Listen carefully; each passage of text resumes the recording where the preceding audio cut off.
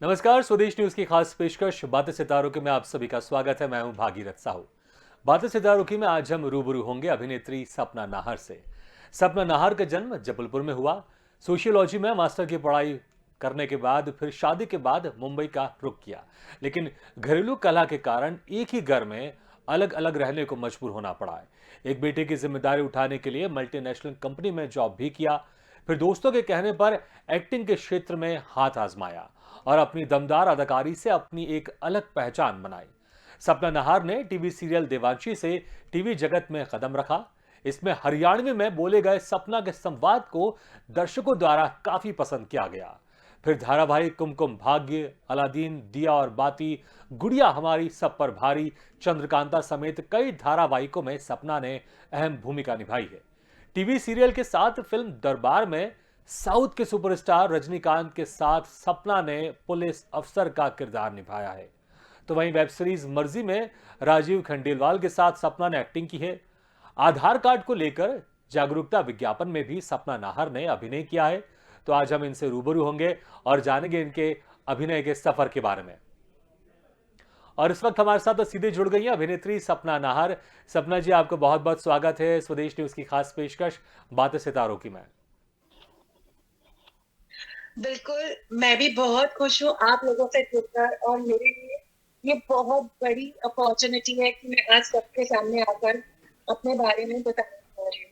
जी, सपना जी, आप एक मल्टीनेशनल कंपनी में आप काम कर रही थी, फिर कैसे एक्टिंग की फील्ड में आना हुआ और कैसे लगा आपको कि मैं भी एक्ट्रेस बन सकती हूँ? देखिए, कभी सोचा नहीं था कि मैं एक्टिंग फील्ड में आऊंगी।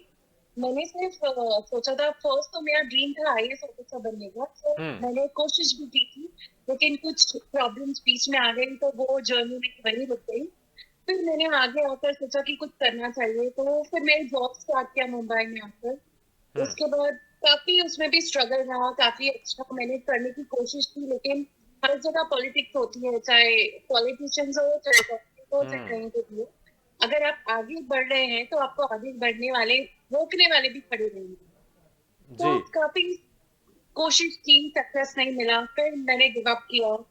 फिर काफी टाइम के बाद मेरे फ्रेंड्स हैं जो इंडस्ट्री में है, उन्होंने मुझसे कहा कि अच्छी दिखती हो, पर्सनालिटी अच्छी है, क्यों ना तुम टीवी में ट्राई करो। तो मैंने बोला मेरा कोई बैकग्राउंड नहीं है, और बोलते हैं ना कि किसी का सर पे हाथ होना बहुत जरूरी है। हम्म। तो ऐसा कोई मेरे लाइफ में नहीं था कि मेरे कोई गॉड फादर हो या कुछ हो।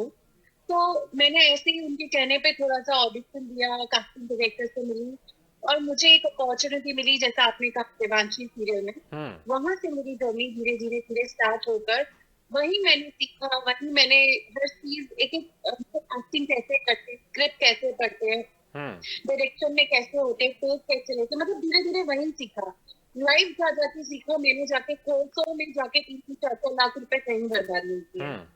जी, ये देवांशी सीरियल आपका फर्स्ट बड़ा ब्रेक था, जिसमें ये टीवी सीरियल था जिसमें आपने एक हरियाणवी का किरदार निभाया था। तो सबसे पहले तो ये जानना चाहूंगा कि राइट। पहला सीरियल था, इसके लिए जब आप पहले दिन आप शूट में गए थे तो उस वक्त कैसा लगा आपको? और क्या कुछ डर था, झिझक थी, या थोड़ा कॉन्फिडेंट था अपने ऊपर कि एक मुझे एक बड़ा मौका मिला और इसमें मुझे बेहतर परफॉर्मेंस करना है? एक्चुअली यहाँ पे मुंबई में काफी लोग हैं जो स्ट्रगल करते हैं, एक बार टीवी में आने के लिए भी उनके लिए बहुत बड़ी बात होती हम्म। है। तो जब मुझे कॉल आया कि मेरा सिलेक्शन हो गया और मुझे कल शूट पे करना है, तो मुझे यकीन, पहली बार तो यकीन ही नहीं हो रहा था। ऐसा लग रहा था कि कोई झूठ है, हम्म। या तो कुछ फ्रॉड है, पता नहीं ऐसे कैसे मुझे अपॉर्चुनिटी मिल सकती है, क्योंकि मैं एक गांव से, एक जबलपुर छोटे शहर से, और इतनी बड़ी अपॉर्चुनिटी मेरे लिए उस टाइम पे थी, तो बहुत डाउट भी हो रहा था कि इतने दूर सेट पे जाना है, वहां पे सेट होगा नहीं होगा, हम्म। रियल में लोग है नहीं है। डर भी था, लेकिन फिर भी मैंने हिम्मत करके गई वहां पर।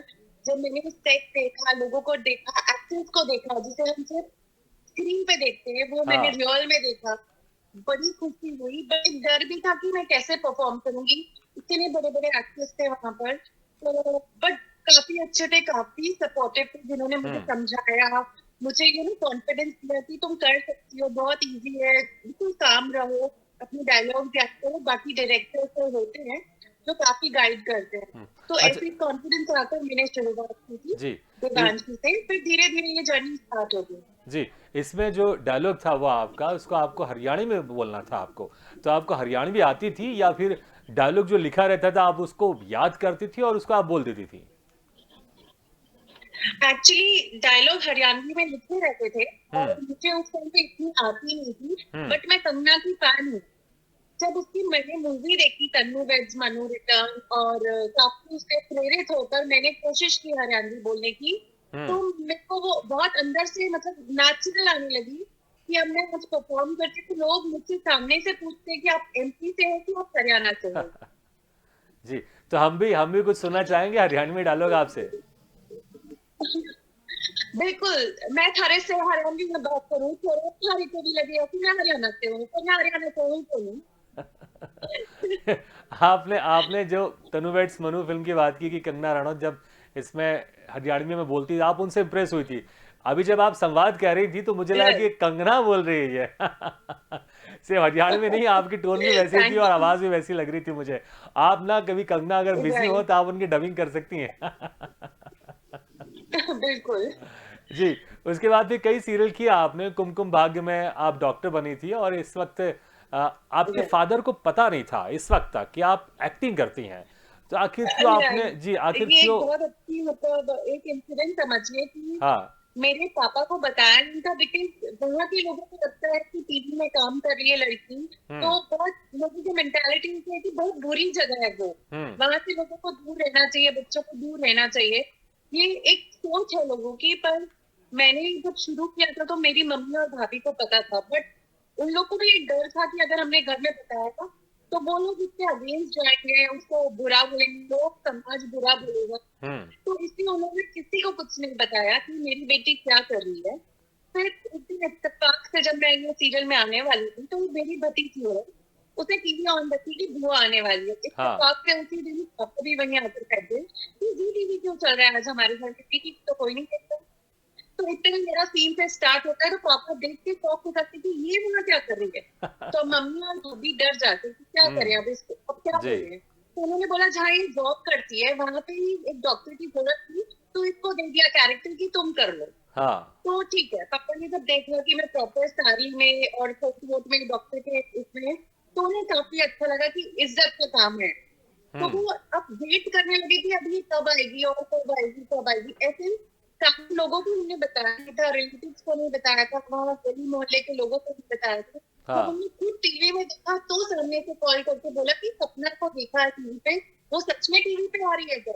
हुँ, जी, तो उसके बाद तो फिर जब ऐसा हुआ। जी, उसके बाद जब फ़ादर ने फिर देखा आपको काम करते हुए, फिर उसके बाद क्या? फिर वो खुश थे या फिर आपको बना किया बाद में कि नहीं इसमें कंटिन्यू मत करो आप? नहीं, मेरे पापा, मेरी फैमिली बहुत खुश थी हुँ, और उन्होंने मुझे सपोर्ट किया, कभी मना नहीं किया कि मत करो। हाँ, क्योंकि उन्हें पता है कि मैं जिस तरीके से चल रही हूँ, मैंने जो लाइफ गुज़ारी है, जो चीज़ें हैं मेरे अंदर, संस्कार है, मेरे अंदर नॉर्म्स, वैल्यू, कल्चर हुँ, आज आज भी ज़िंदा है। भले ही मैं बॉलीवुड में हूँ, इस इंडस्ट्री में हूँ, लेकिन मैंने कभी अपने लिमिट्स पार नहीं किए। हुँ, और एक चीज़ और बोलना चाहूँगी कि लोग बोलते हैं कि ये इंडस्ट्री बहुत खराब है, यहाँ कुछ गलत काम करके ही आगे बढ़ना पड़ता है। मैं इंडस्ट्री में 2017 से हूँ, मुझे कभी कोई गलत काम करके आगे नहीं बढ़ना पड़ा। हुँ, मुझे मेरे टैलेंट, मेरे एक्टिंग से ही मुझे काम मिल रहा है। जी। बिल्कुल, तो टैलेंट हो तो फिर किसी भी तरह की कॉम्प्रोमाइज़ करने की आवश्यकता नहीं है, बल्कि इसका विरोध कर सकते हैं राइट। और आपने अपने टैलेंट के दम पर इसको साबित किया है। अच्छा, पहली फ़िल्म आपको मिली, वो भी सुपरस्टार रजनीकांत के साथ, वो फ़िल्म थी दरबार। तो इसमें आपको कैसे थैंक मौका यू। मिला और फिर क्या कुछ एक्सपीरियंस था आपका इस फ़िल्म करते वक़्त? जैसे आपने अभी रजनीकांत सर का नाम लिया, अभी भी मेरे हाथ में रोंगटे खड़े हो गए। बिकॉज़ वो एक खुद ही इतनी बड़ी हस्ती है कि उनके सामने ही खड़े होना अपने में बहुत बड़ा अभिमान है, सम्मान जी, है। जब मैं उनसे मिली और मुझे इस मूवी के लिए कास्ट किया गया, तो मैं वहाँ सेट पे गई, मुझे रेडी किया गया हाँ, और कॉस्ट्यूम पहना, मैंने सब कुछ पहना। फिर हुँ, मुझे वहाँ से सेलेक्ट नहीं किया, उन लोगों ने रिजेक्ट कर दिया। ओके, और मैं साइड में खड़े होकर सोच रही थी, अच्छा हुआ मैंने किसी को नहीं बताया, हुँ, वरना मेरी बेइज्जती होती है तो झूठ बोल रही है, कहाँ रजनीकांत सर के साथ में काम करेगी। हाँ, तो मैं खड़ी रही 10 मिनट तक सोचती रही, रोऊँ या हँसूँ या मैं जाऊँ, मेरे को कुछ समझ में नहीं आ रहा था, टोटली ब्लैंक थी मैं। हुँ, फिर मैं टर्न होकर जाने लगी तो पीछे से आवाज आई, मैडम आप आइए। हाँ। तो मैंने बोला मैं आऊँ? तो हाँ आप आइए। तो मैं जैसे ही गई और फिर मुझे सेलेक्ट करके आगे वाले एकदम सीट में बिठाया गया मुझे। और जब रजनी सर आए हम लोग के सामने तो मैं शिविर कर रही थी रोम पे। मतलब एक अपने में वो एक हस्ती इतनी है कि हम उनके लिए कोई वर्ड ही नहीं है। अपने में वो बहुत महान चीज है। बिल्कुल। तो शूटिंग के समय तो और ऐसे फिर मेरी जर्नी उनके साथ स्टार्ट हुई जी। अच्छा, कुछ आप ये और भी मैंने एक्सपीरियंस, 10 बार मूवी करी और बहुत खुश हूँ। ये भी आप एक्सपीरियंस शेयर कीजिए शूटिंग करने से पहले और बाद में रजनीकांत जी से किस तरह से बातचीत होती थी आपकी, क्योंकि मैंने देखा है बहुत सारे सीन है इस फिल्म में आपके, पुलिस अफसर बनी हैं आप, तो क्या कुछ शूटिंग के पहले और शूटिंग के बाद में राइट। आपकी उनसे बातचीत होती थी? तो फिर मेरी शूटिंग स्टार्ट हुई एंड काफी एक्टर स्टार्ट किए थे, मुंबई में शूट था। हाँ। एंड काफी मेरा क्लोज रोल था उनके साथ रहना, उनके साथ जाना, उनके साथ ही रहना। मेरा सारे मिशन में मैं उनके साथ थी। तो काफी हम लोग जब सेट में बैठते थे, जब हमारे सीन नहीं लगते थे, तो हम्म। बहुत अच्छे से हम लोग ने धीरे धीरे, एक तो डर भी लगता था कि इनसे बात करें नहीं करें, तो पर हिम्मत करके धीरे धीरे मैंने बात की और काफी बात हुई हम लोगों की। अच्छा, काफी सबसे उनके सबसे जो बॉडी जी गार्ड्स थे वो भी मुझे जी, बहुत सपना जी, पसंद मैं है। वो जानना चाहूंगा, सबसे पहले जब बात हुई थी आपकी रजनीकांत से, सबसे पहला क्या कहा था उन्होंने? आपसे बातचीत शुरू की थी या आपने शुरू की थी? तो सबसे पहला वो शब्द क्या था, सेंटेंस क्या था आपका?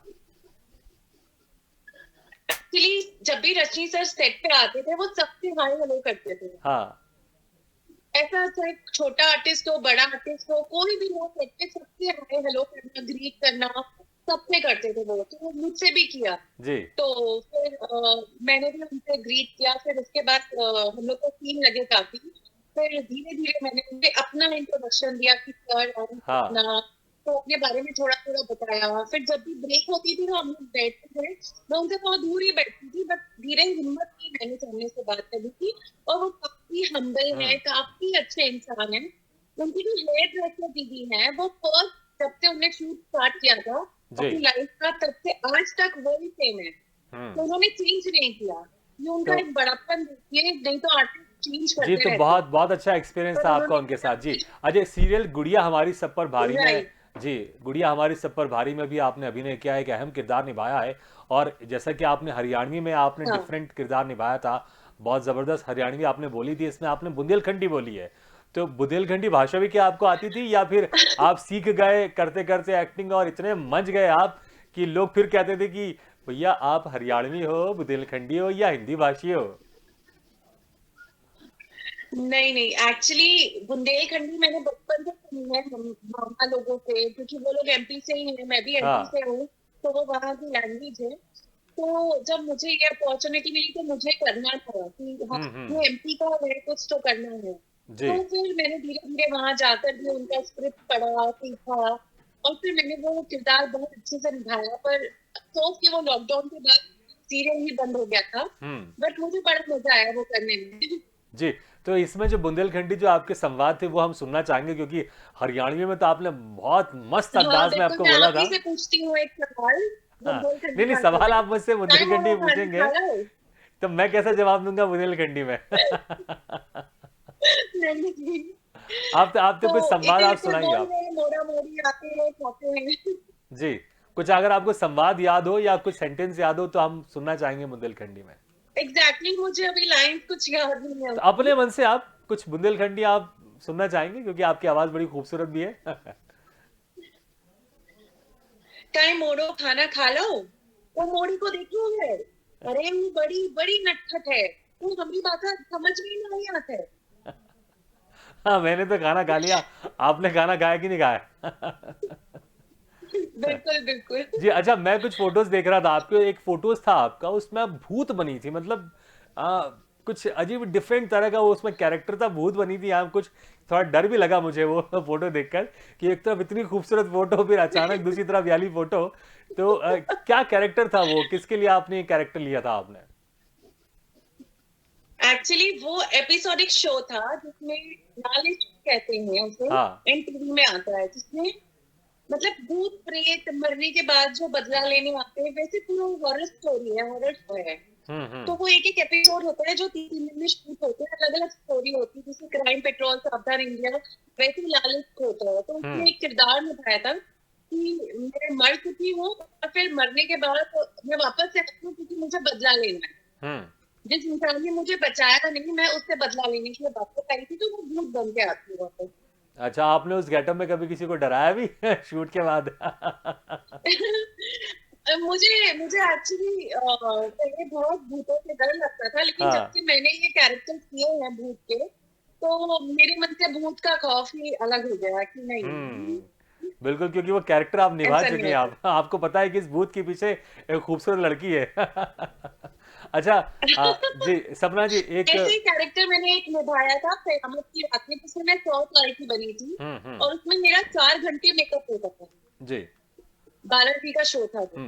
सपना जी, बहुत ही आपने संघर्ष किया है इस फील्ड में आने के लिए, क्योंकि शादी के बाद कुछ घरेलू समस्याएं थी जिसके कारण कि आप भले अभी एक घर में रहते हैं लेकिन आप अलग रहते हैं, खाना वाना सब अलग बनाते हैं, एक 14 साल का हाँ, बेटा मैं भी अपने आपका। घर में एज अ जी। पीजी रह रही हूँ। एक 14 साल का बेटा है आपका, आप उसकी जिम्मेदारी निभाते हैं, पूरी जिम्मेदारी आपके ऊपर है।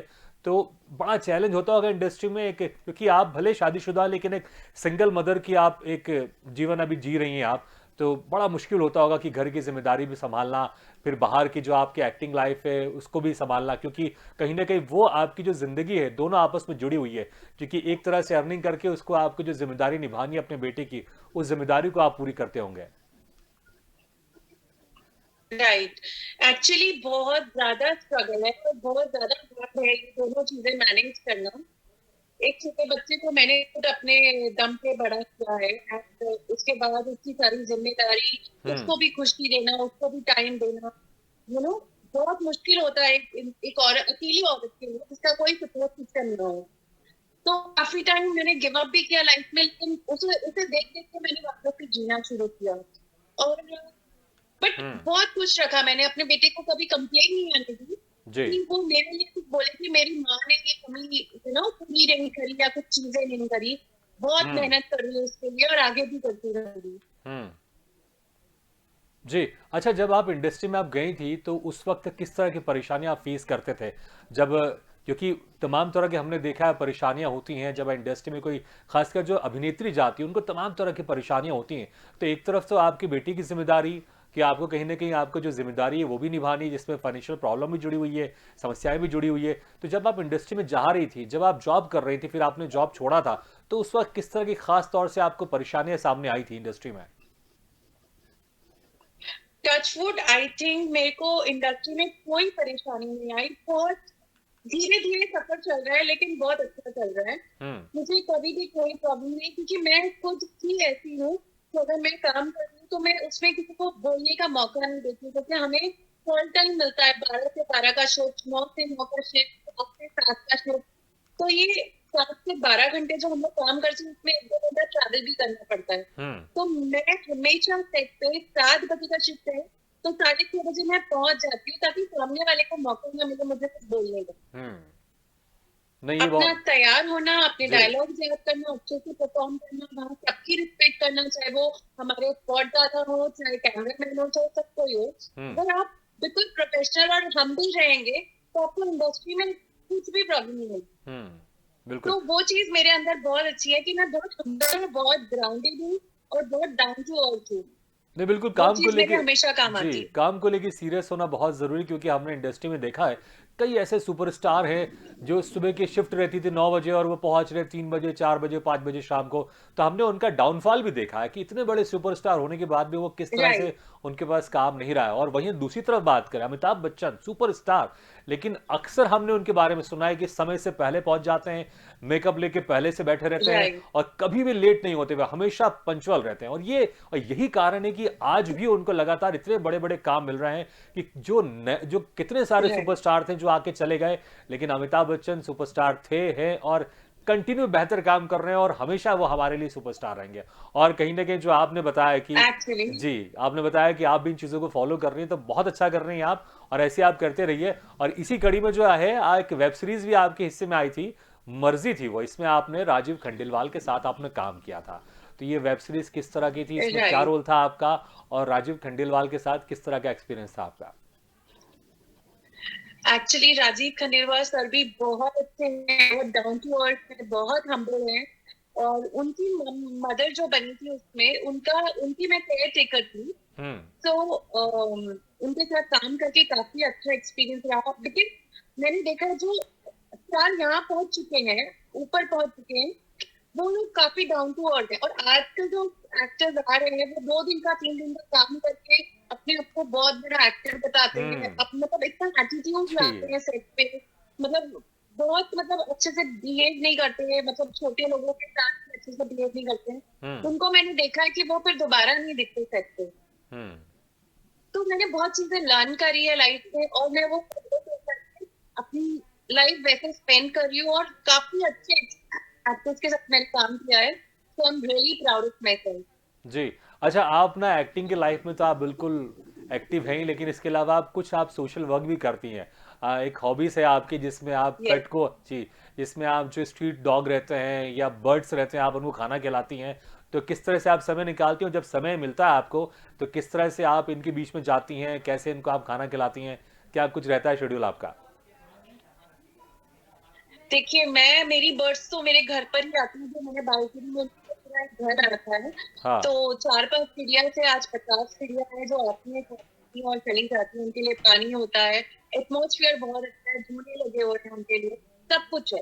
हम्म। और जब मैं जिम आपको मैंने बताया भी था, मैं जिम की बहुत ज्यादा जी। फिटनेस से बहुत ज्यादा आगे हूँ। कि सुबह मॉर्निंग में 6 बजे मैं जिम जा, मुझे लिखी अक्षय कुमार बोलते हैं, क्योंकि मैं नौ बिल्कुल। बजे अच्छा जिम अच्छा जाती अच्छा, हूँ, साढ़े इसमें पाँच इसमें छह इसमें बजे छोटा लौट सा मैं जाती हूँ। आपको रोकना चाहूंगा कि कुछ एक फोटोज मेरे पास थी, वीडियोस थी, जिसमें आपके आपके बाइसेप्स दिख रहे हैं इसमें, मतलब बहुत ही कम मैंने देखा है कि बाइसेप रहते हैं। तो आप जरा हमारे दर्शकों को दिखाएंगे बाइसेप आपके? बिल्कुल बिल्कुल, ये देखिए। हाँ, क्योंकि मैंने फोटोज देखे, जबरदस्त बाइसेप्स हैं आपके। इतने तो मेरे भी नहीं है। जी। एक्चुअली क्योंकि मैं शुरू से रही हूँ फिटनेस में, इस इंडस्ट्री के आने से पहले मैंने जिम ज्वाइन किया था। जी। और जिम भी मेरे को कभी ज्वाइन नहीं करने दे रही थी मेरी मम्मा, कि जिम छोड़ देते तो लोग मोटे हो जाते हैं। हाँ। तो ये भी जिम की एक स्टोरी है कि जब मैं अपने बेटे को प्ले ग्रुप में डालने गई तो वहां पे 2.5 घंटा बैठना होता था। हम्म। तो 2.5 घंटा क्या टाइम स्पेंड करें रोज रोज, वहां क्या करें? जी। तो एक जिम दिखा, मैंने जिम ज्वाइन किया।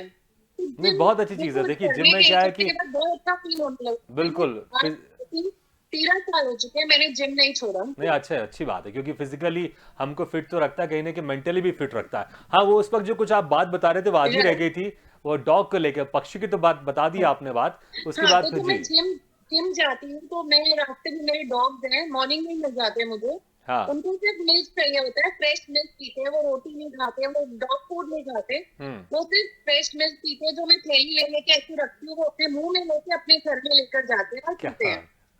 इसके लिए मैंने काफी वीडियोस बनाए हैं। और हम्म। कैट्स, मेरी सोसाइटी में काफी कैट्स आती हैं, और मेरी गाड़ी में भी कैट फूड रहता है, डॉग फूड रहता है, पिजन हम्म। फूड रहता है।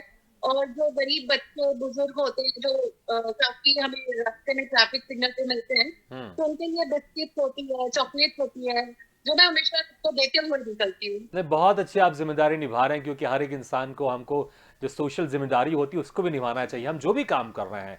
लेकिन सोशल जिम्मेदारी हमको निभाना चाहिए। आसपास हमको लगता है कि जिनकी हम मदद कर सकते हैं, चाहे वो जानवर हो, पक्षी हो या इंसान हो, जिनकी हम मदद कर सकते हैं उनकी मदद हमको ज़रूर करनी चाहिए। अच्छा सपना जी, मैं फेवरेट रोल की राइट। अगर बात करूं, कि बहुत सारे रोल आपने किए हैं, लेकिन बहुत सारे रोल ऐसे होते हैं कि जो अभी आप करना चाहती हैं, तो ऐसा कौन सा ड्रीम रोल है जिसको आप करना चाहती हैं? एक्चुअली मैंने कभी ये सोचा नहीं था कि मैं रजनीकांत सर के साथ काम कर पाऊंगी। हम्म। और मैंने ये सोचा था कि हाँ, मुझे अमिताभ सर के साथ काम करना है, या मुझे सलमान सर के साथ काम करना है। हम्म। और मेरी फेवरेट अभिनेता है थे एक्चुअली इरफान खान, हम्म। जिनकी एक्टिंग की मैं बहुत बड़ी दीवानी हूँ, और एक उनके साथ ड्रीम था मेरा काम करना, जो अब रहे नहीं है। हम्म। बट उन्हें मैं बहुत पसंद करती हूँ, और जो मैं किरदार निभाना चाहती हूँ, जी। जैसे आपने देखा होगा गैंग्स ऑफ वासेपुर में जो कैरेक्टर किया हुआ है। बिल्कुल। अच्छा एंड सपना जी, जो आपकी उसमें ख्वाहिशें मतलब हैं, जिस डबल तरह के आप मीनिंग रोल जैसे। करना चाहते हैं, समय कम है, नहीं तो हम आपसे और बातचीत करते हैं। तो सारी ख्वाहिशें आपकी पूरी हो, ऐसी आप मुस्कुराती रहिए, हंसते रहिए। जाते जाते आप हरियाणवी में, आप हमारे जो स्वदेश न्यूज़ के दर्शक हैं उनको आप क्या कहना चाहेंगी? मैं लोगों से ये कहना चाहूंगी कि सारे लोगों के ऊपर भगवान की कृपा हमेशा बनी रहे। छोड़ो। चलिए, बहुत बहुत शुक्रिया सपना जी हमारे साथ जुड़ने के लिए। बिल्कुल। तो बातें सितारों की में आज हम रूबरू हुए अभिनेत्री सपना नहार से। हमने जाना उनके अभिनय के बारे में और किस तरह से वो सोशल एक्टिविटीज भी करती है उसके बारे में हमने उनसे बातचीत की। अगले बार हम फिर किसी शख्सियत से मुलाकात करेंगे, तब तक के लिए दीजिए इजाजत। लेकिन खबरों का सिलसिला लगातार जारी, आप देखते रहिए स्वदेश न्यूज, सबसे पहले देश।